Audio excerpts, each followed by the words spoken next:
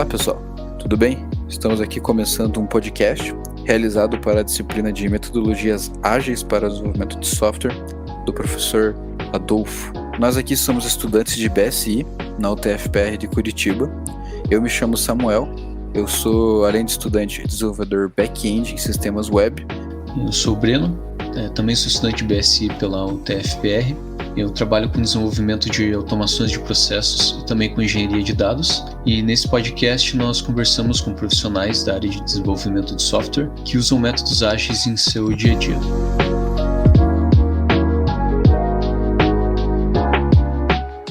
E hoje a gente vai falar com o Gustavo Tênis. Ele é líder de melhoria contínua e qualidade na Solvay. Gustavo, se quiser se apresentar.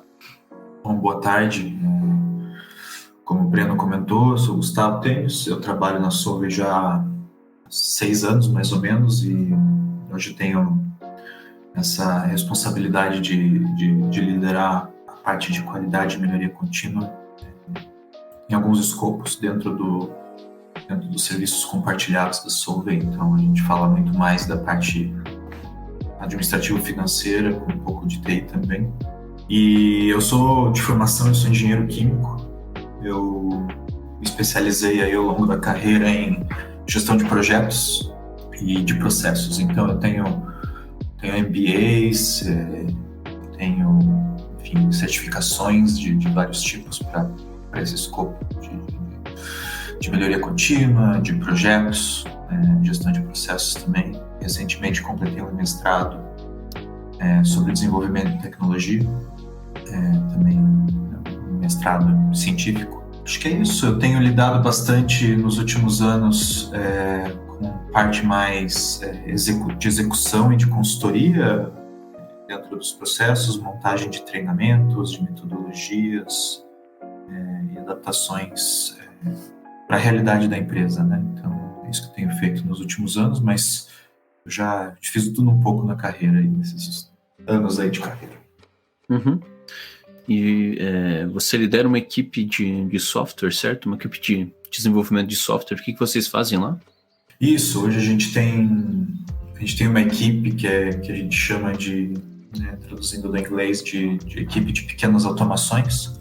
E o que a gente faz basicamente é uma equipe pequena, uma equipe hoje de 3 pessoas, que busca, com desenvolvimento básico de software, automatizar alguns processos corporativos de baixa complexidade, digamos assim, né? Coisas que não precisam ter acesso direto à arquitetura ou de aprovações muito altas. Então, a gente é muito mais do ponto de vista de automações de front-end, vamos dizer assim. E nessa equipe vocês estão acostumados a utilizar algum tipo de método ágil, tipo Scrum, Kanban? Que tipo de métodos ágeis vocês estão mais acostumados a aplicar? Assim, com certeza o Scrum dentro das metodologias ágeis foi de grande influência no método de gestão que é utilizado para essa equipe. No entanto, a gente usa um método de gestão adaptado. Eu até usei isso como tema da minha dissertação de mestrado. Então, é a criação de um método totalmente novo, que é inspirado, dentre outras várias coisas, no Scrum. Então, a gente trabalha com boas práticas do Scrum, sim, mas não exclusivamente. E você está comentando, né, da tua experiência mais atual, né, do que você tem. E qual que foi o seu primeiro contato com metodologias ágeis? Na verdade, eu tenho...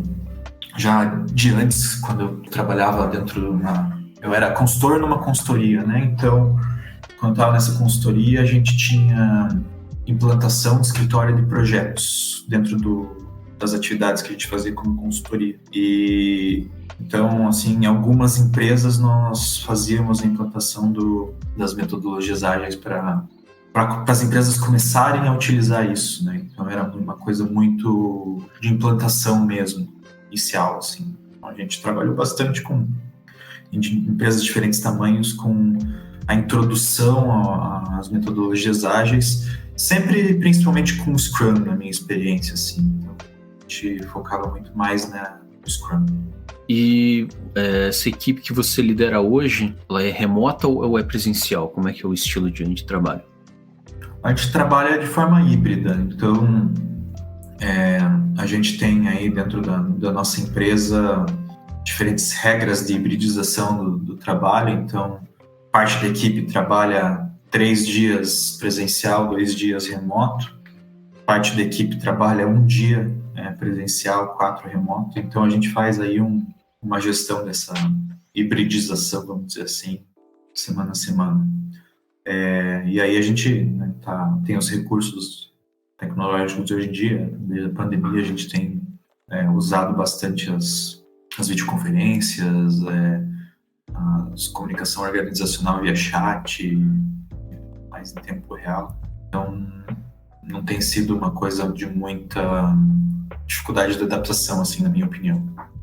E você acha que na questão de aplicar as metodologias ágeis, você sente não tem diferença se remoto ou presencial, ou você prefere de alguma maneira, algum dos dois tipos?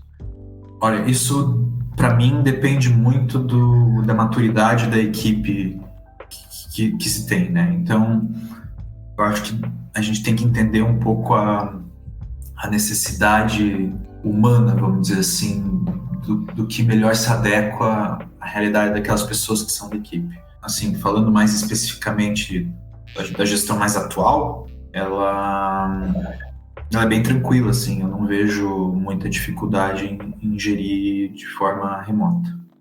Agora, tem determinadas equipes e determinadas pessoas que demandam contato mais próximo. Então, isso depende muito do líder entender, na minha opinião, qual que é a realidade da equipe que está gerenciando para ir fazer o ajuste, né, se alguma característica dessa equipe demanda algo mais próximo ou se o remoto seria ok. Depende tudo do resultado, né? Essa é a verdade. No caso, por exemplo, quando chega um funcionário novo, existe algum treinamento para que ele saiba aplicar melhor os métodos que estão sendo usados na equipe? Ou vocês já procuram alguém que já tenha conhecimento, por exemplo, nessa questão? Como é um método de gestão, aqui falando especificamente da equipe atual, é um método de gestão criado especificamente para a equipe, todo mundo que entra automaticamente vai ter que ser capacitado nisso, porque é assim que a gente opera. Então, não tem pré-requisito, vamos dizer assim. Quem está chegando na equipe vai aprender a metodologia do zero, vamos supor assim.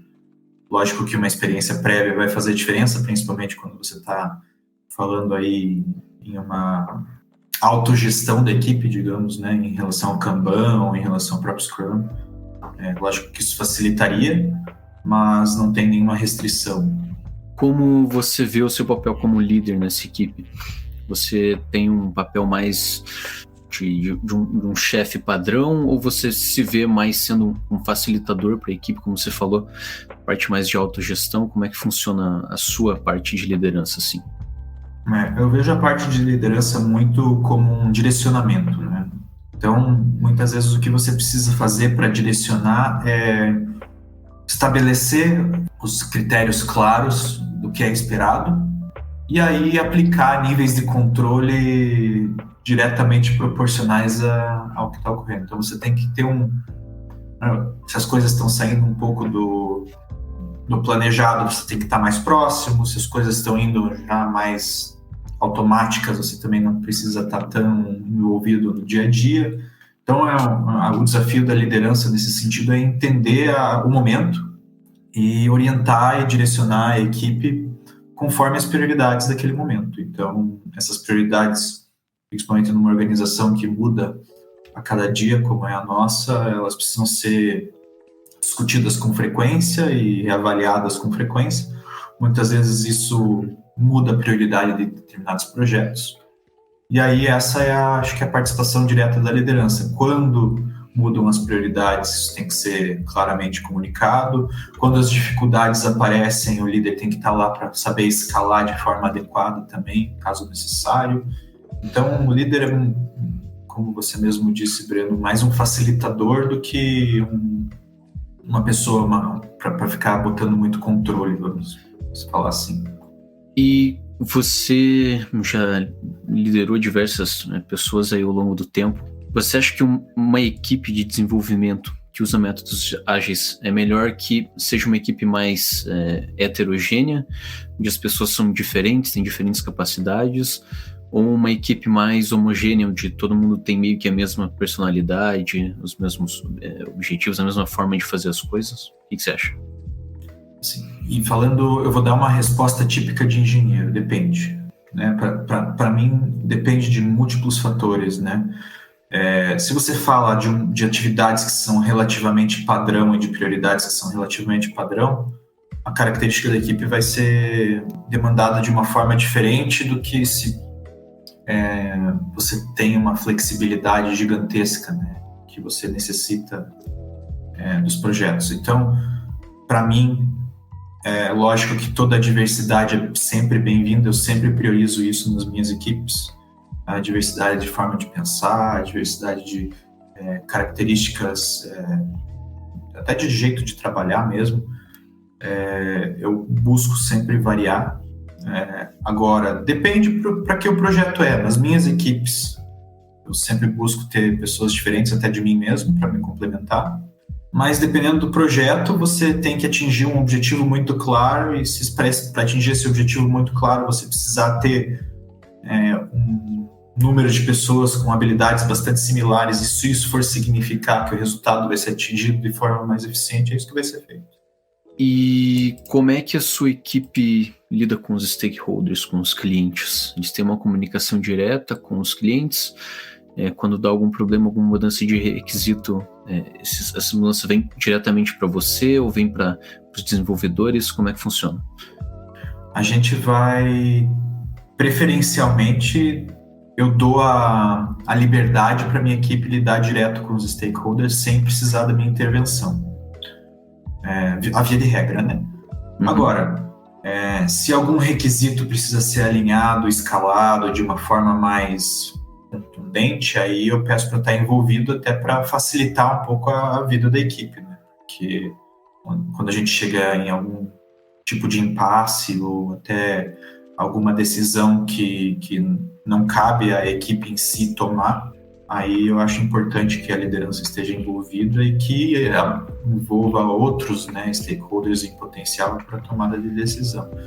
Então, a via de regra, eu deixo as pessoas da equipe com bastante liberdade para conversar com os stakeholders, principalmente os que entendem bastante do processo que está em via de ser automatizado, né, no nosso caso, porque, na minha opinião, é esse o contato que vai trazer mais objetividade à atividade em si, né? Quando você coloca muita gente de alto nível numa discussão processual, muitas vezes as decisões a nível específico de processo não vão ter, como que eu posso falar assim, o líder não vai poder participar muito em decisões de nível muito específico.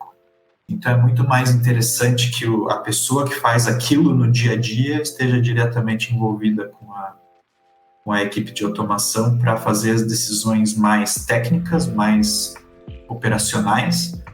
E aí, lógico que se o próprio processo precisar ser alterado e isso demandar algum tipo de aprovação diferenciado ou até mesmo algum critério que precise ser discutido em maior detalhe, que envolva aí um impacto transversal, aí eu acho que é importante envolver outras pessoas no conjunto. Agora, para dia a dia, eu vejo muito a questão operacional como foco. Então, não é uma coisa muito cotidiana você ter que escalar muito as decisões do dia a dia, vamos dizer assim. Você acabou comentando, né, tipo, exemplo, às vezes mudanças né, que a pessoa que está fazendo aquela parte do projeto conversou com o cliente, daí eventualmente talvez mudar alguma coisa, e como que vocês lidam com talvez as mudanças relacionadas com o prazo?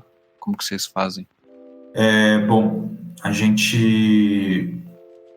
O que eu quero dizer assim, quando você tem uma solicitação de mudança que parte da gente como sugestão, né, porque muitas vezes a gente tem, como a gente tem do nosso lado a melhoria contínua, a gente pode bater o olho no processo e falar, olha, isso aqui é um desperdício, que a gente não quer automatizar, a gente quer eliminar do processo, ou a gente quer fazer uma sugestão de processo que que melhore a vida da pessoa que vai operar a automação depois, o caminho é um pouco mais inverso, na verdade, né? A gente solicitando uma mudança para a equipe de forma de trabalho. Então, não é muito a gente recebendo essa solicitação de mudança, porque esse recebimento da solicitação de mudança para a nossa equipe hoje é uma coisa de dia a dia, uma coisa de adaptação diária. Mas, assim, falando das minhas experiências anteriores, você pode sim e deve muitas vezes ter uma governança específica para fazer requisições de mudança maiores. Mas como na realidade da minha equipe hoje a gente trabalha com automações menores, isso está dentro do dia a dia, a gente não precisa fazer um processo específico de aprovação de mudança. Como vocês fazem a estimativa de tempo que vai levar para desenvolver um projeto? Isso é com base na experiência da equipe, né? A gente tem alguns critérios semi-subjetivos, que a gente tem umas notas para dar de 1, 3, 5, 7, 9 para tamanho do esforço que é demandado daquela automação. E aí, com base na experiência da equipe, é tomada uma decisão de acordo com esse critério. Esse critério normalmente é feito em termos aproximados de horas de desenvolvimento previstos, né? Então, quando é 1 hora de desenvolvimento, a gente pode considerar isso baixo, isso vai ter uma nota 1. Se isso demorar 20 horas de desenvolvimento, isso já é uma nota 5. Tem um critério, digamos assim, eu falo semi-subjetivo porque ele tem um peso, né? A gente dá um peso e uma estimativa orientada numérica, mas ele é com base na experiência da equipe, né?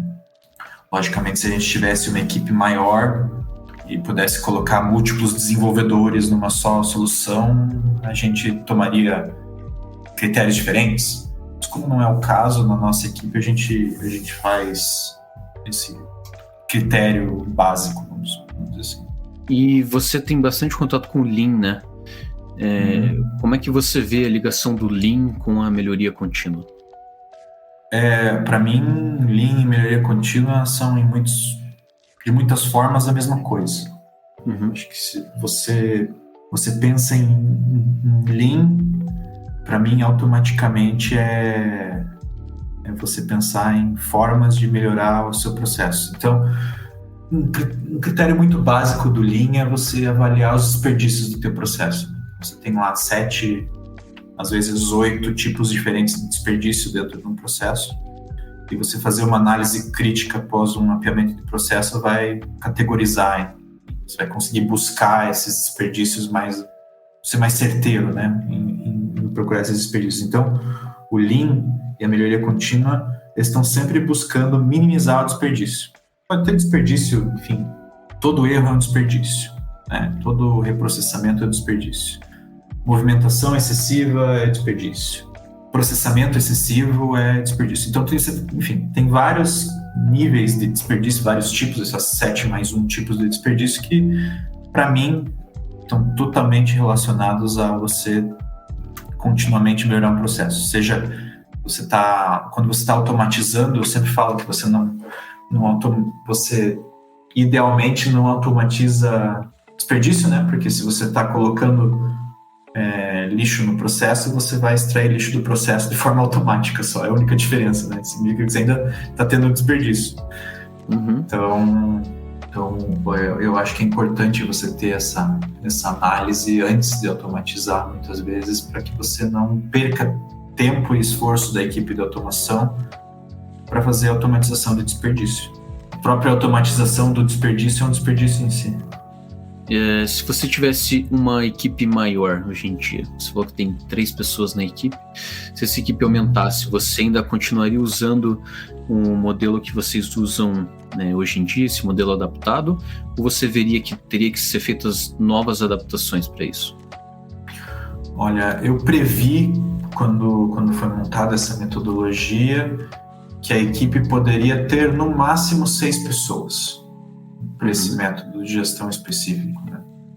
Então, de acordo com o artigo que eu escrevi mesmo diz, caso a gente tivesse mais de 6 pessoas, a metodologia deveria ser revista ou adaptada, né? E por que isso?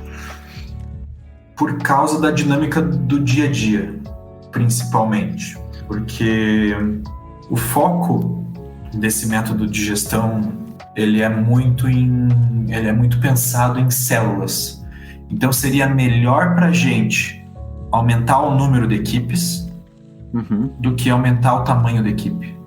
Então, por exemplo, se eu tivesse 3 equipes de 4 pessoas, seria mais fácil de gerenciar com essa metodologia do que eu gerenciar uma equipe de 15 pessoas, tá? Ou de 18 pessoas.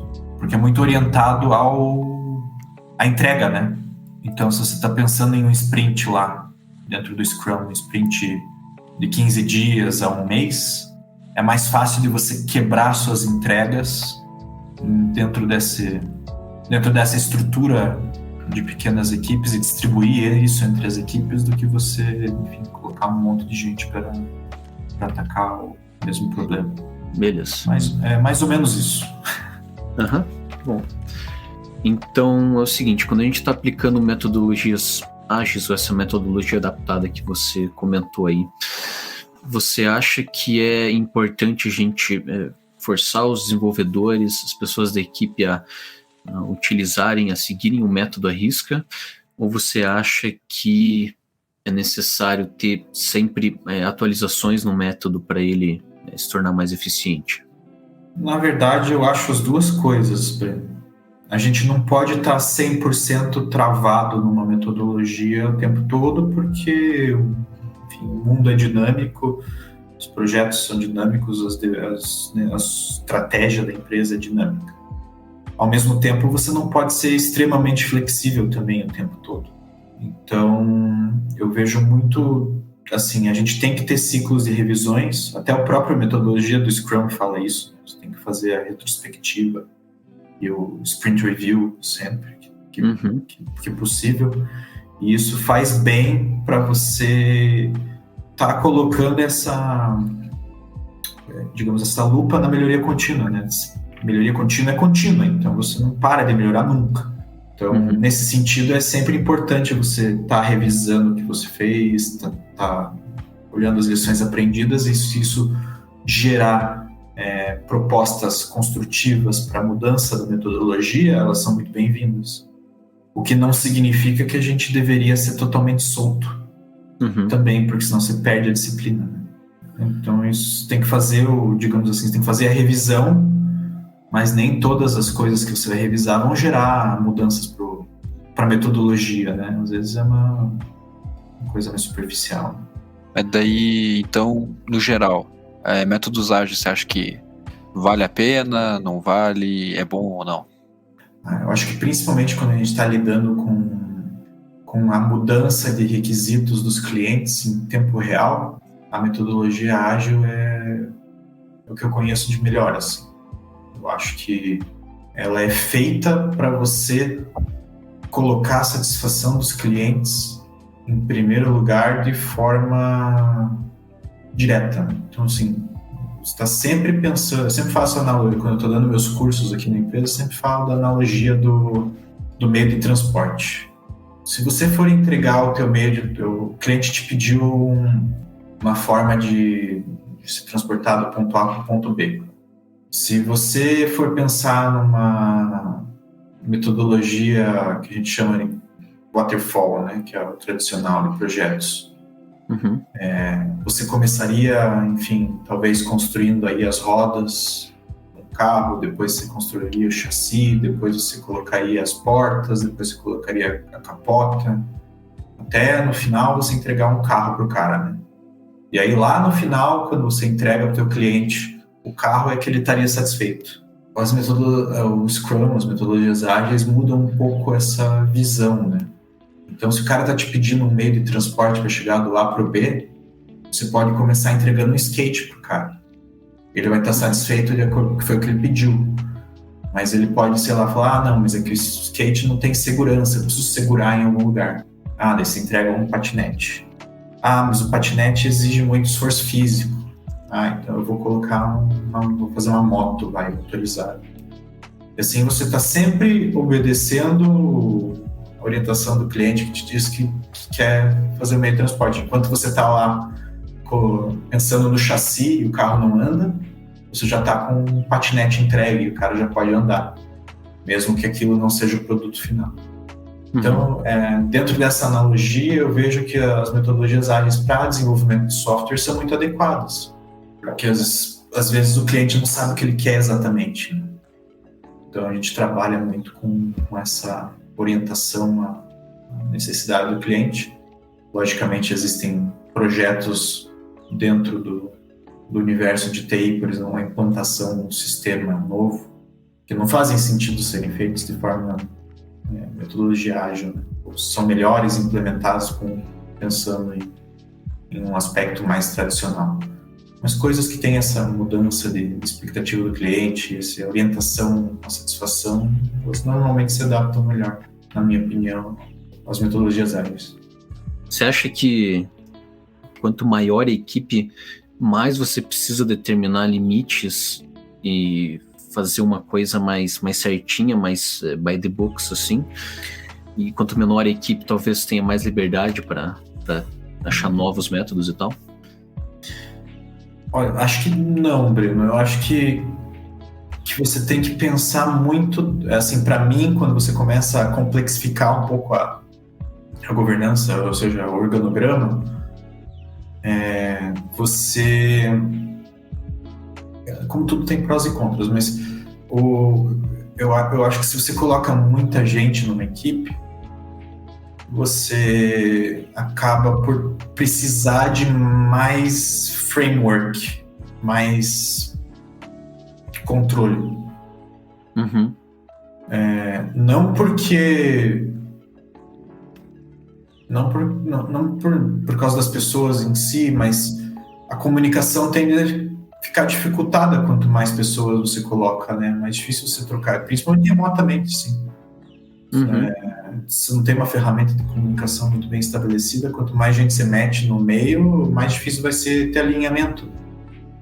Sim. Então, por isso que eu falo também que muitas vezes é melhor você ter várias equipes paralelas, e aí você tem um método de governança para daí fazer a divisão das tarefas entre as várias equipes, do que você ficar alocando recursos para as equipes variando todos os momentos. Mas, né, tipo, se você for pensar assim, vamos lá, eu tenho 20 pessoas em 4 equipes de 5, vai. Se eu conseguir ter um backlog organizado de uma forma que as pessoas sabem a ordem que tem que ser feito, e as equipes estão capacitadas de forma parecida entre si, né, que você não tem aí se você tem lá 4 equipes que você está gerenciando dentro do mesmo sprint, os sprints têm objetivos diferentes, né? As entregas de cada sprint são diferentes, pensando em metodologias ágeis. Mas um sprint é um sprint. Teoricamente, dentro do Scrum, se você definir que o teu sprint é um mês para todo mundo. Você pode ter equipes que pegam 4 tarefas em um mês, como você pode ter equipes que pegam 2 tarefas em um mês. Os cards lá, os stories lá. Então, a complexidade está aí, para mim. Está em você decidir os critérios para priorização, quanto maior a equipe. Vamos supor, se eu coloco... pegar você e tiver um outro cara comigo aí, equipe de 3, que é um cara que tem 4 anos de empresa e outro cara que acabou de chegar. E eu pego outra equipe também com 3 pessoas, mas é todo mundo com mais de 10 anos de empresa. Vai ser diferente, né? Não sei se vai ser melhor ou vai ser pior, mas vai ser diferente. Sim. Como que você vai gerir essa complexidade na hora de tomar a decisão de quem vai ficar com o quê? Ou quem que vai entregar o quê? É aí que tá a dificuldade.